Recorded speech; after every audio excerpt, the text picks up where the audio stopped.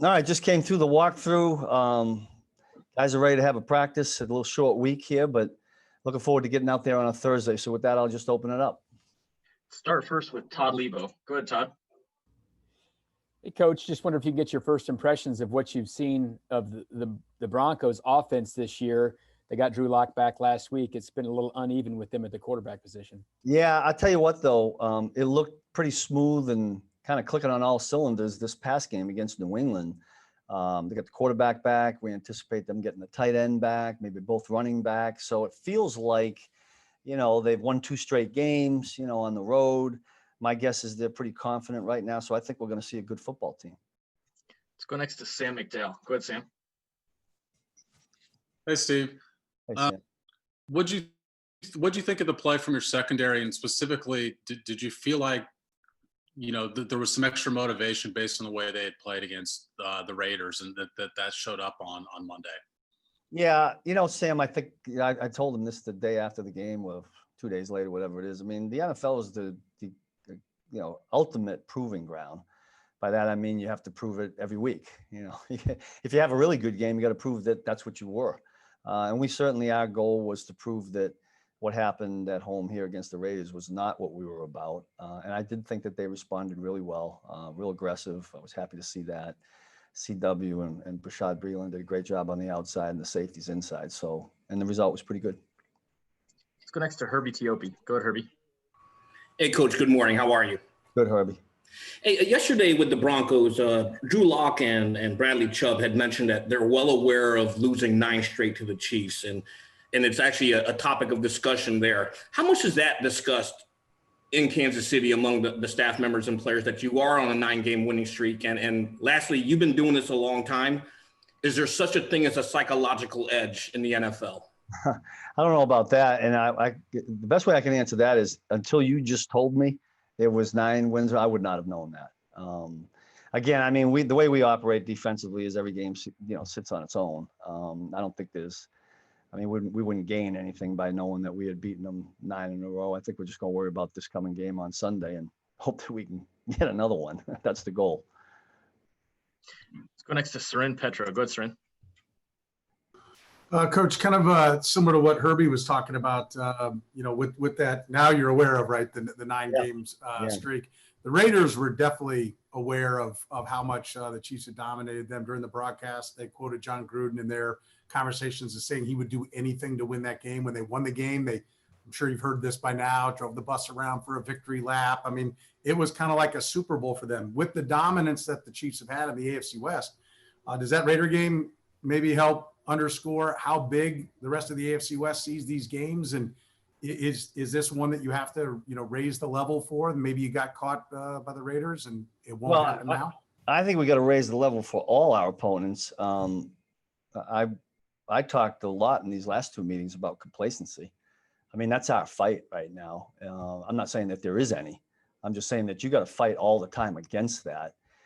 Going back to what you were talking about, I think Patrick Mahomes said it best. I don't know if it was in one of the team huddles or whatever, but I remember him saying, hey, guys, we got to realize we're going to get everybody's best. And that's what happens when you've had some success. So we expect that every week. I have trust in the defensive guys that there will be no letdown. This is a good offense we're going to face. I just said a little bit earlier, when I turn on the New England game and I watch how they operated there, they moved the football. I know they kick field goals, but they're moving the football. They got their quarterback back. They're getting the running backs back. They get the tight end. So they got to feel like they got all their tools and weapons back, and we're certainly going to prepare for that. We've got 2 more hands up. We'll go Robert and then Pete. Go ahead, Robert. Hey, Coach. So there's a good chance you're going to get snow in Denver when you head to Denver over there. So does the snow ever change up your game plan, or does inclement weather ever change up how you call a game? And, there's that famous Mahomes clip of him talking about he's a snow game kind of guy. Do you feel like you got snow game guys on the defensive side of the ball? I don't know about that. I know we did play a snow game last year. It was against these guys, right? It was at home. Listen, the elements are what they are. Everybody's got to deal with it. Coach Reed addressed it this morning, and we just roll. You can't let anything take you off course of what you're trying to do. I mean, the only thing I can think of when you ask that question is, I just go back to what's the field conditions, and let's be smart with footwear and all that. Guys, DBs, keep your feet underneath you, little things like that. But other than that, I don't think the game plan changes. We'll go last to Pete Sweeney. Go ahead, Pete. Good morning, Coach. It's been an interesting year for Charvarius. I know it's probably not easy playing with that fractured hand, but it looked like there was some improvement this past week in his game.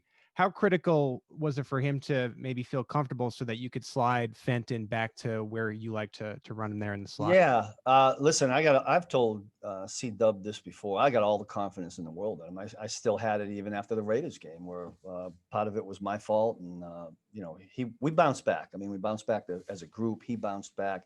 He's a good football player for us. We need both him and Breezy out there in the corners doing what they do. And if we can continue to do that, I think it'll make the defense better. Good afternoon. Hope everybody's remaining healthy and staying safe. Feels good coming off a good victory on the road as we did last week. I thought our guys did a heck of a job of just gutting out a victory, playing hard, playing assignment sound, more importantly, playing for one another for 60 consecutive minutes. And with that said, I'm all ears. Go first to Karen Kornacki. Go ahead, Karen. Coach EB, how are you? I'm doing good. How are you doing, Miss Karen? I'm just fine. Thank you very much, sir. I want to ask you a little bit about the addition of Le'Veon. Will he be able to play much? You got quite a playbook there. I know he's an experienced running back, and what you saw in practice of how he'll fit into this offense. You know what? So he's had an opportunity to fit into some Zoom meetings with our running back coach, Deland, who's doing a hell of a job. And on top of that, he had an opportunity to do some Zoom meetings with Coach Anthony Sherman as well, when he was on his COVID list. But Le'Veon is a sharp kid, and he picks up football well. The thing that we don't want to do is overwhelm him and put him in a situation that could be detrimental to himself and to us. So we just want to play it out and see exactly what all he can adapt to and fit in with. But obviously he's going to have an opportunity to do some things, and we want him to go out there and be himself and just play. Let's go next to Adam Teicher. Go ahead, Adam. Hey, Eric, adding Le'Veon, what capability do you have now offensively? Nothing against any of your other backs, but what does he maybe give you that you guys didn't have before this? And Brad, I'll have one quick follow-up too. You know what? He gives us an additional piece to the puzzle. I mean, he's a big back. His productivity over the years it speaks for itself, because we've lined up and played. And when he had those days in Pittsburgh, we know what he can do and we know what he brings to the table. He's a great receiver out of the backfield. He can block. He can pick up blitzes and protection. And on top of that, as a ball carrier, he's at one point in time, one of the elite backs in the league. Now, what he can bring to the table here, obviously he gives 25 a compliment, because now you got a little bit of thunder and lightning going on with those two. But the thing is he's going to help 25 to become a better football player due to all the knowledge that he has and wisdom that he can pass down to him. And also your offensive line. I mean, you plugged a couple guys in the other night. Obviously, at least with that center, you felt like that was going to make a difference. But were you even surprised at how well that group played on Monday night? Not at all, Adam. And I'll say this, I'm not saying that to be arrogant. We have a great coaching staff. Our guys do a heck of a job. Coach Heck he's been coaching the O-line position for a long time. He played the position. He does a great job of preparing those guys to be the starter. And I'm talking about those guys who are down the line guys. So one thing as a staff, we take a tremendous amount of pride in making sure that the next man is ready. And so when it happens, it's not a panic. Obviously, unfortunately, you never want to see any of your players get hurt or go down.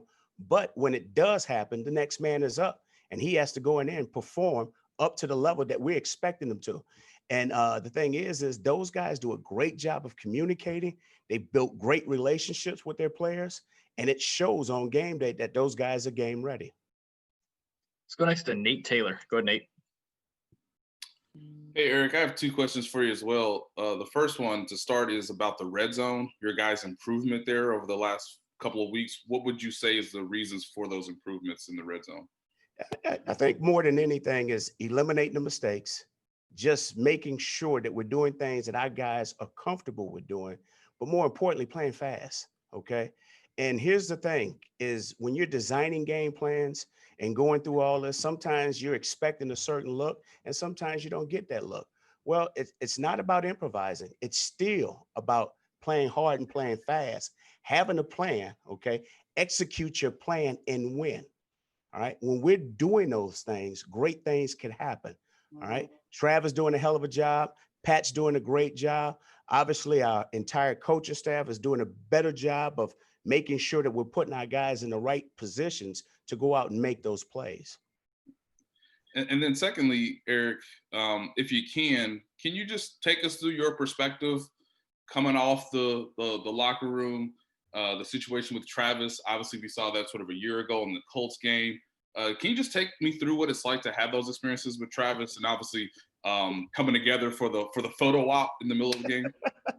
Well, I'll say this, Nate. You haven't seen me as a coach over the years. If you're just going to ask me about the situation with Trav, one thing that I always talk to players about, and this is the beauty of building relationships throughout your entire career with these guys, because one thing that you know as a former player, everybody wants to be perfect. No one wants to make a mistake. And so one thing when you're building relationships with players, as I take a tremendous amount of pride and all of our coaches do, okay, is that in those critical moments, you got to remind guys, all right, don't take the message and think that it's personal. No, I'm attacking the issue. And so when they realize that it's about the issue and not about the person, players, they understand. You know, this is not a personal attack or I'm getting up, not at all. This is professional football. Our job is to make sure that our players are being accountable. And one thing you'll know, me and Trav have a great relationship. And the beauty of it is those things happen. Those things do not bother me. We keep it moving and we keep pushing forward because when it's all said and done with, you know, it's all about doing what is best for the organization and doing what is best for the Chiefs. Next to Pete Sweeney. Go ahead, Pete. Good afternoon, Eric. You obviously have the luxury of coaching Patrick Mahomes, but I'm sure that there are some challenges with that, especially right now when a lot of teams are taking away what he likes to do, and that's throw the ball downfield. What type of things do you say to Pat to say, okay, you know, let's just take what's in front of us here? And he's fine with that. If those guys are going to play in the back end and play deep, he's going to be the first one to tell you, hey, you know what? They're not covering him. Everybody's playing deep. So I'm going to find the open man. So the beauty of Pat, and I want everybody to understand this, and I think sometimes professional sports have a tendency to think that it's all about the numbers and the egos. And sometimes I think people forget that we play a team game. This is what has made us special. Our guys are going to do whatever is needed to go out and win. Because when it's all said and done with, we talk about this each and every week. It's not about the numbers, okay? It's about the alphabets. And the only two alphabets that matter in this industry is a W and an L. Whatever we have to do to get that W, that's all what matters. And then you know what? We're going to come back, put a game plan together for the following week, and we're going to get it going and get ready to go. Yes, ideally, we want all of our players to have all the success that they can. But we do know this. If we can do this together and do it for one another and do it the right way, okay, it'll give us a chance to have a chance to go out and pursue the goals that we want to pursue.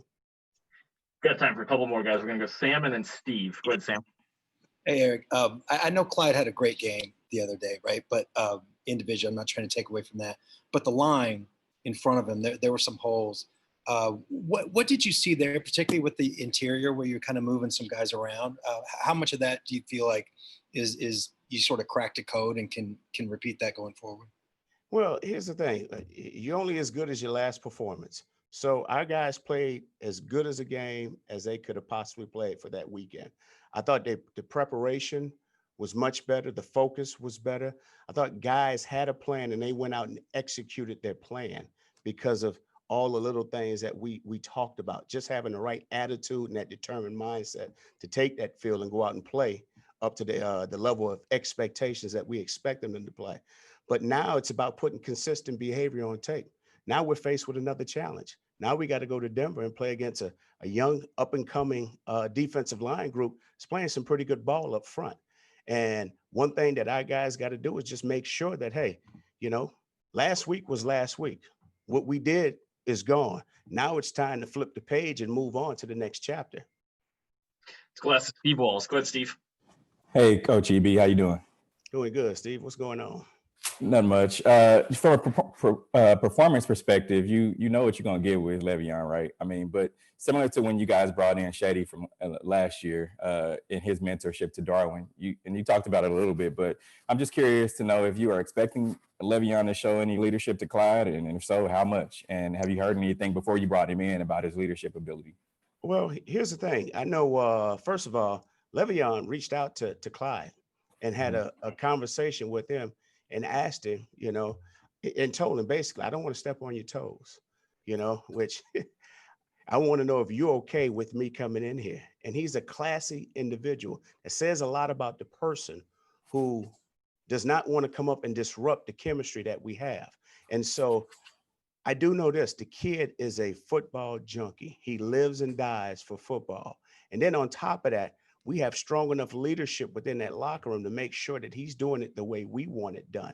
But what I expect from Le'Veon, I expect Le'Veon to be professional, within this building. I expect him to represent the Kansas City organization. And also, too, at times when he feels comfortable to do it, I expect him to provide some leadership and just some knowledge and wisdom on what it takes to play at an elite level, you know what I mean, in this league for a consistent amount of time. And I hope he passes that down throughout the entire room. The movement that you guys had before the game, also during the game on Monday, I know you talk a lot about the fact just you rotate guys around in training camp. How much do you feel like that benefited the actual performance you had on Monday? I think it absolutely benefited. I mean, we had a couple of guys step in, play spots that they hadn't really practiced that particular week. But that said, they had practiced making those sorts of blocks all through training camp, all through the spring, albeit virtually this year. Point being, we feel comfortable that guys are going in, whether they're reaching right, reaching left, playing a right-sided right-handed stance or a left-handed stance. Doesn't really matter. These guys have done this stuff before, and so we don't skip a beat. Let's go next to Pete Sweeney. Go ahead, Pete. Good afternoon. How fortunate are you guys to have Mike Remmers, who's now played 3 positions for you, and what did you make of his job filling in for Mitch the other night? Yeah, well, we're really glad to have Mike here.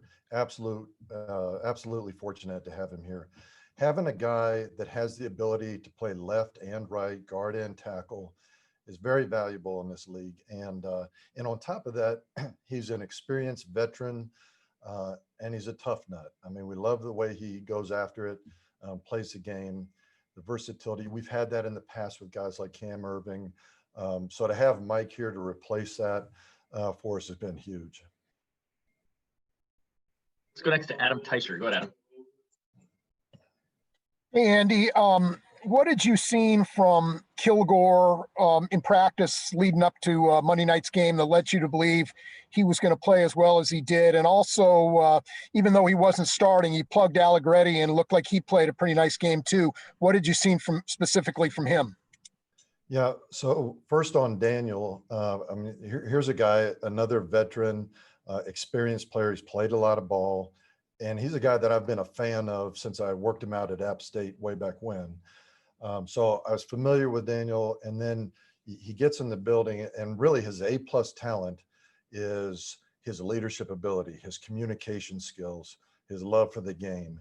And so we knew we'd get that. And then he's been here through the better part of camp leading up to this. And so in watching him in his preparation, felt like he got his wind, he's got his conditioning, that he could give us a little spark in there. And then Nick, one thing you're going to get with Nick is an all-out, tough, gritty performance, and that's what he gave us. And I thought he did a nice job.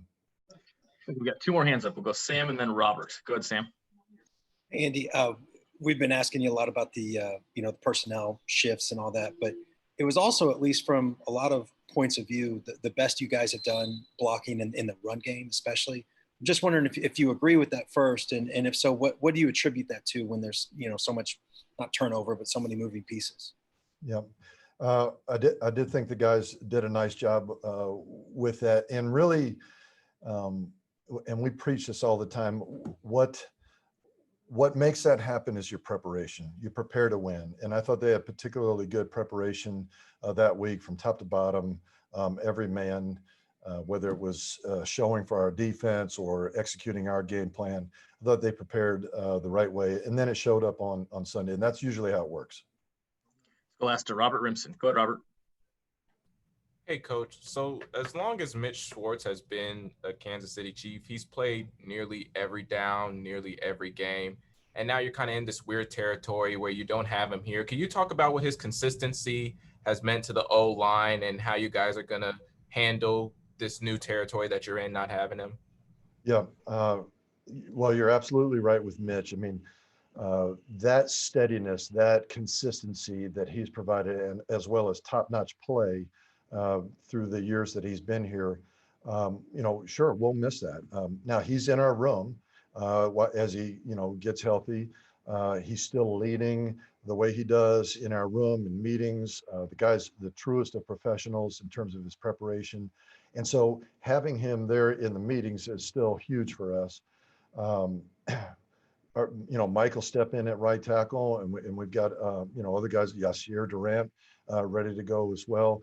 And hey, next man up. And Mitchell, if he's not playing, he'll be really in a coaching role for us. And he adds a lot of value there. Is it to replace everything that Sammy Watkins brings to the table as far as physicality and being that possession receiver you need at that position? It is challenging, to say the least, but I think I don't try to replace, and we don't try to replace what he does. We try to accentuate what the guys that are coming in can do, and then we continue moving forward. I think Coach Reed and EB and those guys do a great job of putting guys in position of doing what they do best and not making them something that they're not. Let's go next to Matt Derrick. Go ahead, Matt. Hey, Coach, with the way that teams are playing your receivers right now, with just trying to take away the deep ball especially, it certainly seems like it's affected the contributions you're able to get from Tyreek and from Mccall. How do you counter what those teams have been doing to you as far as trying to take the deep ball, and how do you get those guys involved more in the offense? Well, I think if they're going to do what they've done the past 2 weeks and play 40, 50 yards back deep, we're going to continue to hand the ball off to Clyde and Le'Veon and Darwin and Daryl and DeAndre and let those guys do what they do. And eventually those guys will come up and have to change what they're doing because we're gashing them in the run game, and then we'll get our opportunities. The receivers are not me guys. They're team guys. We're going to do what's called upon for us to do. And if it's not meant for us to get the ball deep downfield, then we'll work underneath and we'll find ways to affect the game with blocking, doing whatever is necessary to help us get a W. Looks like we've got 3 hands up. We'll go Nate, Sam, and Tyrann. Go ahead, Nate. Hey, Greg, I have 2 quick questions for you. The first one is, because Tyreek has had maybe fewer deep ball opportunities, where do you feel like he's improved the most this year? And then Brett, I'll have a second. I think he's improved a lot in just understanding how he fits into the puzzle of the offense and understanding those deep passes may not be there, but he's affecting them deep and allowing other guys to work underneath. And he's accepted that at times. And obviously he wants to get the ball down the field, but he knows his role and he will continue to run fast through there, open it up underneath. And then when his time comes for those deep shots over the top, he'll be there to answer the bell. So I think he's done a great job understanding the entire offense, the concepts that we're trying to implement, and doing his part of making those things work. And then secondly, Greg, what is something that you feel most fans or just even us as a media corps don't particularly grasp in terms of what Demarcus Robinson provides to the offense?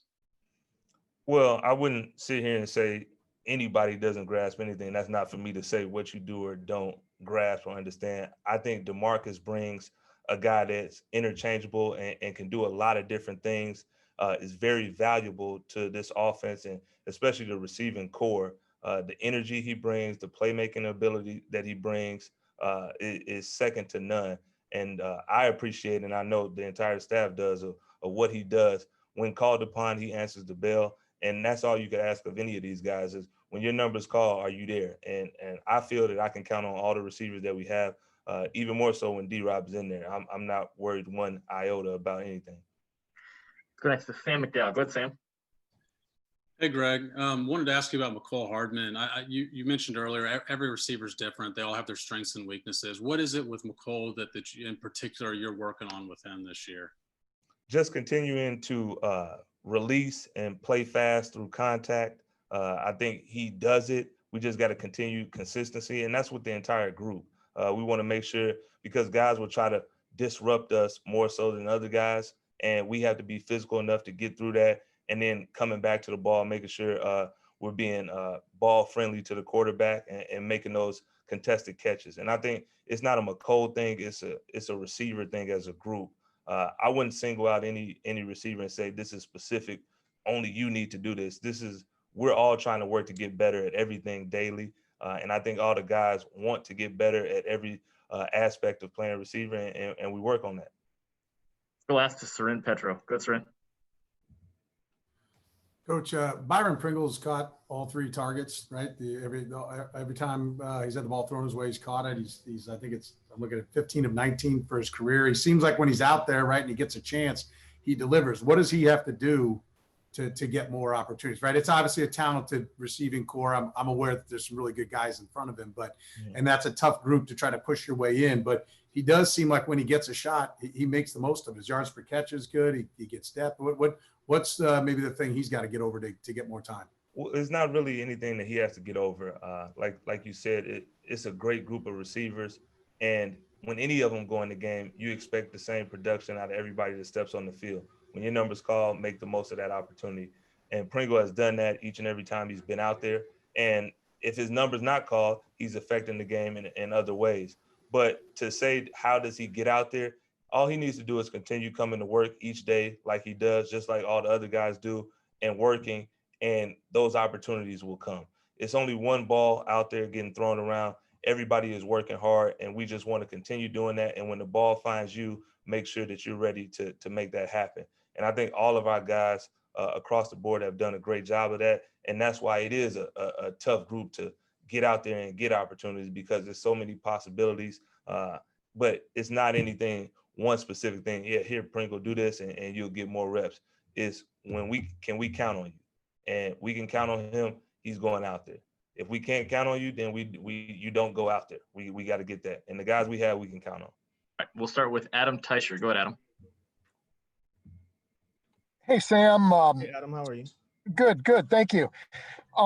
Between suspensions and injuries, you guys haven't been whole in the secondary all season long. And assuming you guys don't lose anybody between now and then, whenever it is that Snead comes back, you guys will finally be whole.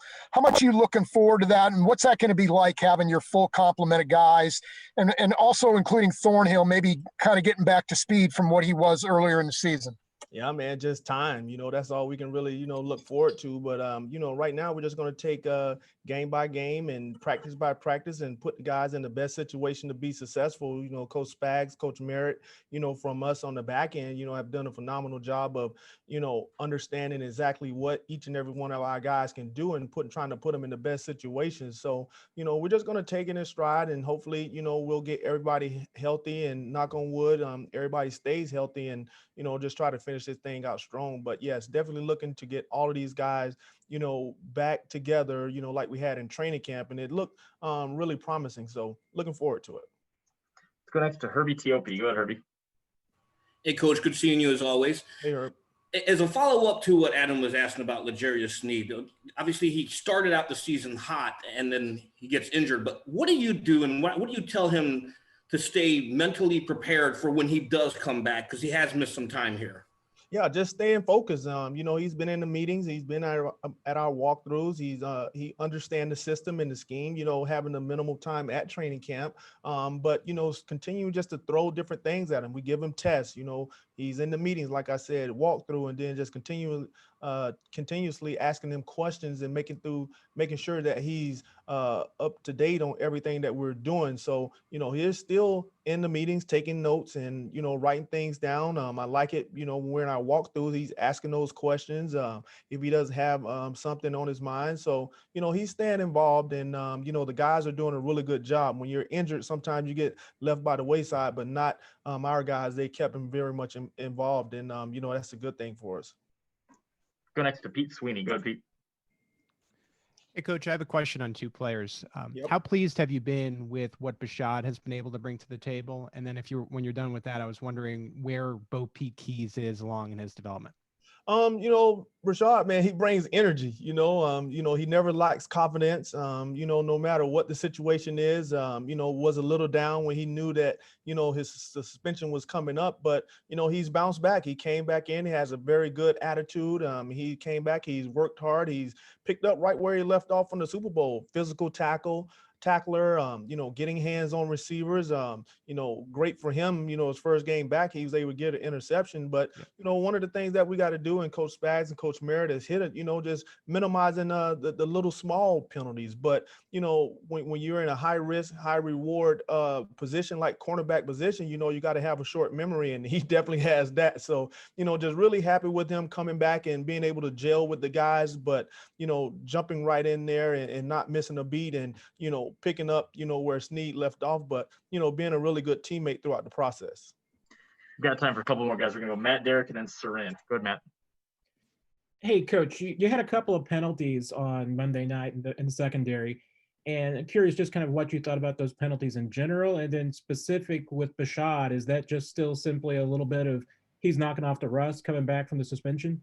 Yeah, that's what I'm hoping that is knocking off the rust. We've done some things throughout the course of the week, to try to, get them through those different things.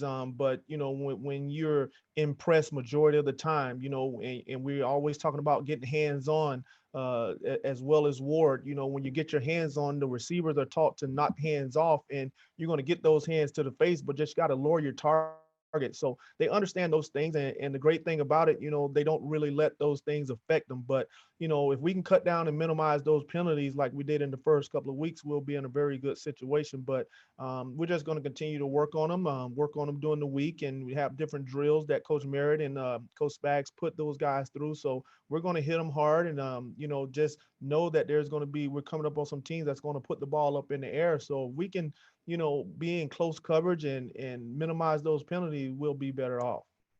Let's go next to Tyrann. Go ahead, Tyrann.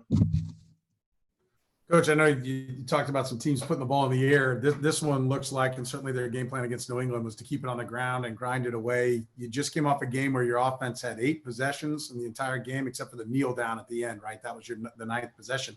It's clear that the object of their offense, the offenses you've played here of late, is to kind of play defense with the football, right? Does that put more pressure on you guys? Are you aware of that? Do you find yourself, maybe you and Spags, working on maybe having to gamble more to try to get the takeaway, to try to get some tempo going for the other side of the ball? We're going to do what we do, and that's Coach Spags' philosophy. We're going to put these guys in situations where we think and project what the opposing team is going to do. And the way that the offense has, continuously put pressure on the opposing defense, with those drives where the defense is sitting over there on the sideline for like 8-9 minutes and fresh. If we can go out there and create 3 and outs and put the opposing defense back out there, we know the things that our offense can do. So, Coach Spags is going to put the best game plan together for our guys, put them in the best position.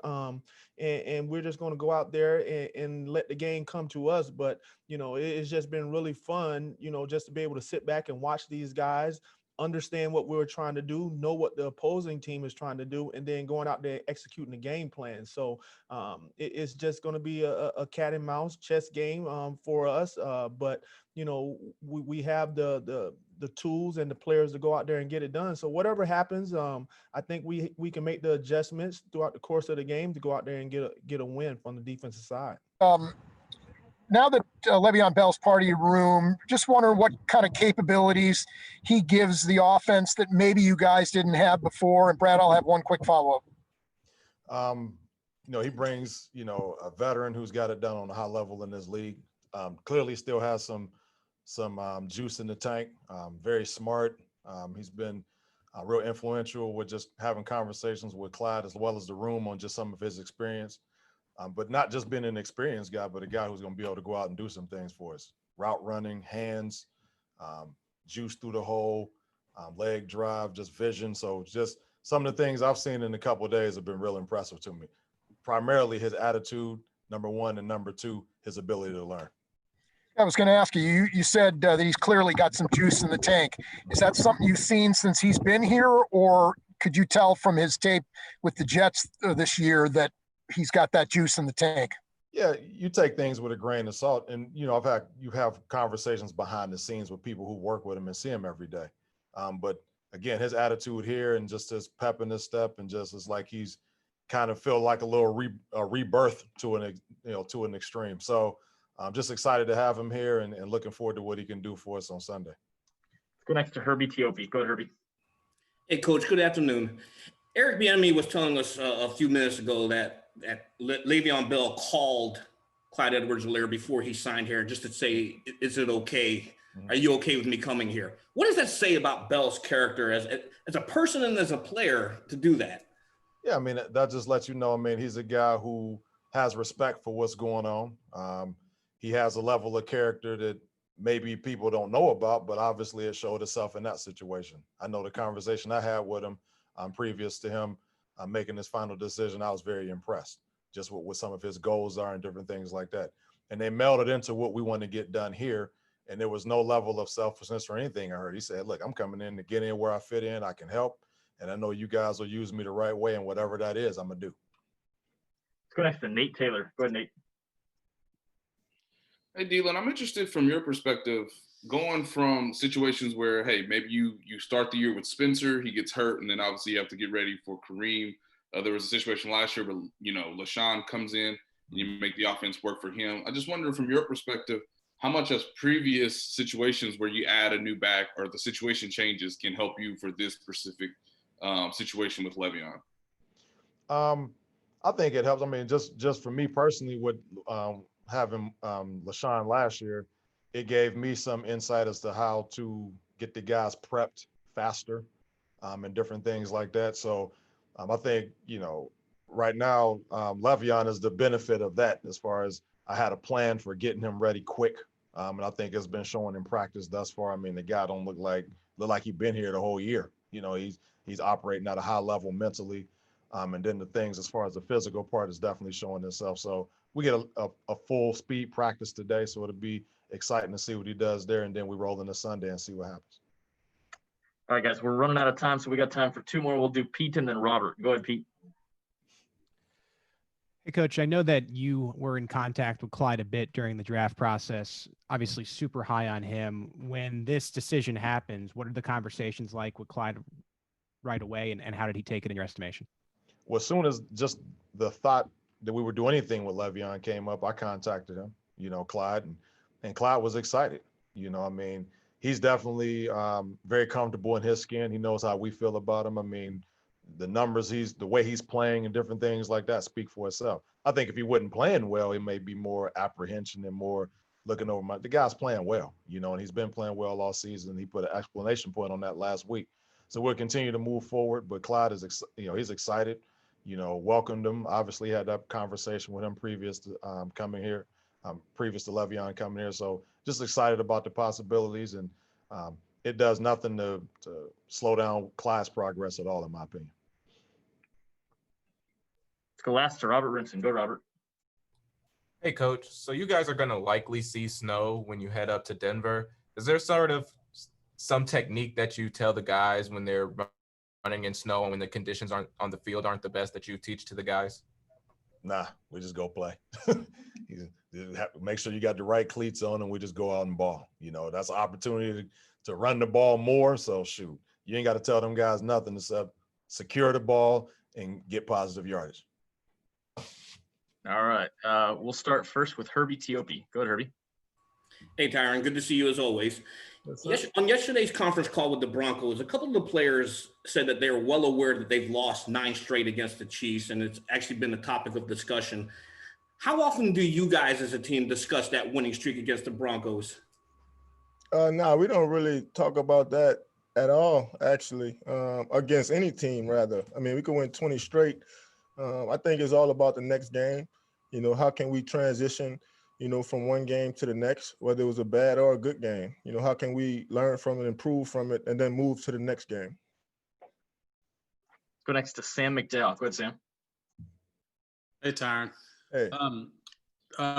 Spags mentioned the fact that your guys' fight as a team, or at least as a defensive unit, is complacency. And he mentioned that he maybe hasn't seen it, but it's still something he wants to constantly remind you of.